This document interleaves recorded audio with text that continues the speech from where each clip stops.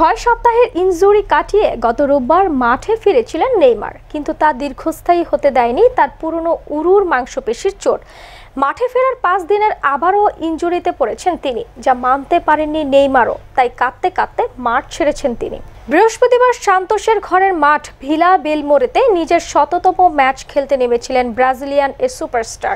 Atletico মিনেইরোর বিপক্ষে শুরুর একাদশে ছিলেন নেইমার। এদিন 27 মিনিটের মধ্যে 2 গোল দিয়েও বসে তার দল। এরপরই বিপত্তি। প্রথমে বেঞ্চের দিকে তাকিয়ে বদলির ইঙ্গিত দেওয়া, এরপর মাটিতে বসে যাওয়া।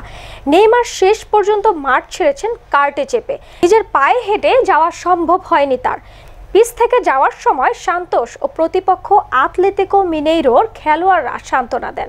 5 দিনের ব্যবধানে পুরাতন ইনজুরি নিয়ে ফিরে আসার ধাক্কাটা হয়তো মেনে নিতে পারেননি নেইমার নিজেও, যে কারণে কার্টে করে উঠে যাওয়ার সময় দেখা গেল কান্নায় ভেঙে পড়া নেইমারকে। 33 বছর বয়সী এই তারকা এবার কত দিনের জন্য মাঠ ছেড়ে গিয়েছেন সেটা অবশ্য এখন পর্যন্ত জানা যায়নি।